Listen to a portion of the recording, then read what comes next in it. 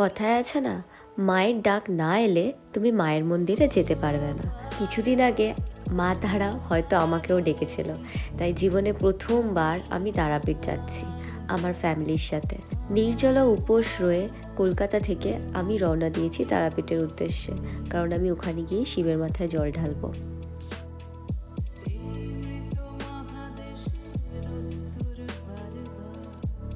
সকালের কলকাতা আমার অলওয়েজ প্রিয়, কিন্তু এটা অতটাও সকাল ছিল না, প্রায় 9টা বাজতে যায়। হয়তো আমাদের সব বাঙালির সাথেই এই হাওড়া ব্রিজের একটা আলাদাই টান।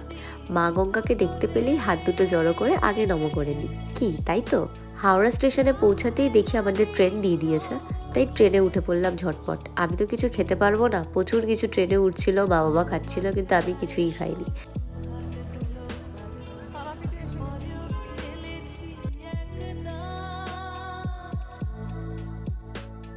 এই মন্দিরটা আমাদের হোটেলের একদমই গায়ে, দেখতে এত ভালো লাগছে আর এত মিষ্টি হাওয়া দিচ্ছে, এই জায়গাটার প্রতি আমার একটা আলাদা ভালোবাসা এসে গেছে।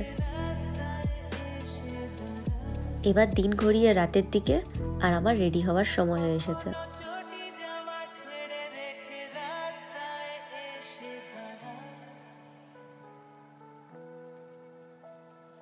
পুজোর সময় আমার সাজতে খুবই ভালো লাগে, অন্যান্য দিনের থেকে একটু ডিফারেন্ট।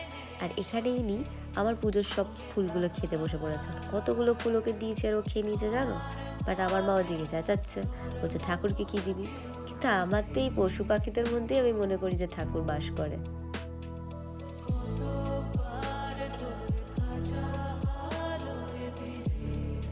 বাকি সামগ্রী কিনে নিয়ে সোজা চলে গেলাম শিবের মাথায় জল ঢালতে। বাবার হাতে ক্যামেরা ছিল, তাই যত পেরেছে ক্যামেরাটা কাঁপিয়েছে, কিছুই করার নেই, আমার এখানে এই ক্লিপটাই দিতে হলো। ও হ্যাঁ, তোমাদের তার একটা কথা বলতে ভুলে গেছি, এখানে আমাদের ভান্ডারা বলা হয়, এরকম কিছু তারাপীঠে হয়, আশা করি তোমরা শুনেছো। তো এখানে আমাদের ভান্ডারা দেওয়া হয়েছিল, তাই আমরা দুবেলা ব্রেকফাস্ট থেকে শুরু করে লাঞ্চ এখানেই করেছি।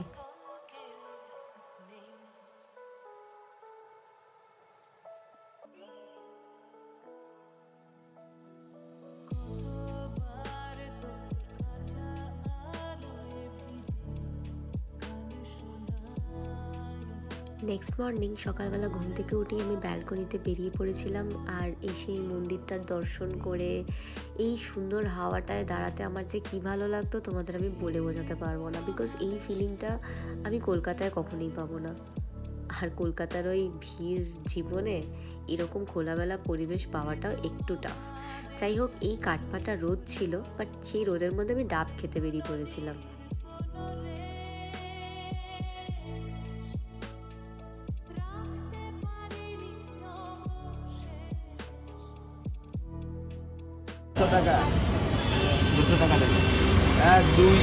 আমার বাবার লোকটাকে খরচা 150 টাকা দেখো, 150 টাকা দেখো, তোমার আর ঝামেলা নেই, বাড়ি চলে যাবে। কি একদম 150 টাকা দেখো, না না ও ছাড়ো, তুমি কাটবে কি দিয়ে নিয়ে গিয়ে আমি সব কেটে দেবো। দেখো এই অফার পাবে না, কিন্তু এই অফার তুমি পাবে না। 150 আমি যা বলে দিয়েছি, আমার মুখে লাগবে। যাও, ও বলছে যখন বাবু 160, চলো চলো 160, চলো চলো। উফ বাবা, কত যে ডাব দরাদরি করে নেওয়া হলো। এবার চলো মায়ের মন্দিরের দিকে যাওয়া যাক। আমি ভীষণ এক্সাইটেড, কজ আমার এটা ফার্স্ট টাইম, মানে আমি ভীষণ এক্সাইটেড, বলে বোঝাতে পারবো না। আর বিশ্বাস করবেন আমি কি ভালো আর কি সুন্দর মাকে জড়িয়ে ধরে, মাকে স্নান করিয়ে এক না দুবার লাফাতে লাফাতে গিয়ে পুজো দিয়ে এসেছি।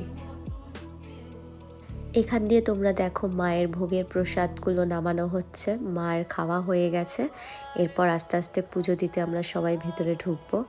আমার তারাপীঠে একটা জিনিসেই আপত্তি, মানে বাইরে 1000 টাকার লাইন, 500 টাকার লাইন, এরকম কেন? তোমার সোর্স থাকলে তুমি আলাদা করে মানে ভিআইপি পথে দেখে চলে আসতে পারবে। মানে এই ভেদাভেদ জিনিসটা আমার ঠিক পছন্দ হলো না। বাকি ভক্তি আমার নিজের কাছে, সেটা একদমই আলাদা। আমার কথায় যদি তোমাদের কিছু খারাপ লেগে থাকে তাহলে আমাকে ক্ষমা করে দিও। আমার যেটা মনে হলো আমি সেটাই ভিডিওতে রাখলাম। কারণ কি, আমি তো সুন্দর করে গিয়ে ভিআইপি লাইনে তাড়াতাড়ি পুজো দিয়ে বেরিয়েছি, কিন্তু বাইরে বেরিয়ে যখন দেখি অনেক ভিড়, তখন আমার খারাপ লাগলো। কারণ কি, অনেক রাত্রির ধরে মানুষজন দাঁড়িয়েছিল শুধু মায়ের ওই এক ঝলক দেখবে বলে। আর এদিকে আমাদের ভান্ডারায় খাওয়া দাওয়া তোমরা ভিডিওতে দেখতেই পেলে। এখানে ট্রাই করে নিয়েছিলাম আমি এখানকার কোম্পানির আইসক্রিম, যেটা খুব বাজে ছিল, একদম সাজেস্ট করবো না, তোমরা গিয়ে খেও না প্লিজ। খেলেও চকলেটটা নিও। আর মোমো খেয়েছিলাম, was very nice. Then next morning আমরা এখানে ব্রেকফাস্ট খেয়ে এবার লাঞ্চ করে একদম টাটা দেবো তারাপীঠকে, মানে বাড়ি ব্যাক করব। তারাপীঠে গিয়ে আমার একটা ফ্রেন্ডের সাথে আলাপ হয়ে যায়, আর ও প্রায় আমাদের এই ট্রিপটা আমাদের সাথে এনজয় করে। তাই আমরা একসাথেই কলকাতা ব্যাক করব বলে গাড়িতে উঠে পড়ি। এখানে দেখো আমার মা দোলনা চড়তেই ব্যস্ত। এইটুকুনি জিনিসই আমার মা খুশি হয়ে যায়। আবার এসে গেলাম, এবার তারাপীঠকে বাই বাই জানানোর সময় হয়ে গেছে। অনেকগুলো মনোকামনা মায়ের কাছে রেখে কলকাতায় চলে আসছি। মা, আবার তাড়াতাড়ি যেন যেতে পারি তোমার কাছে। এইদিকে কলকাতায় ঢুকে আলাদাই রূপ দেখতে পেলাম, বিকজ আমি জানতাম না মোহনবাগান আর ইস্ট বেঙ্গলের খেলা, রাস্তায় কি ভিড়। তাহলে ব্লগটা এখানেই শেষ করছি, দেখা হচ্ছে অন্য একটা ব্লগে। বাই।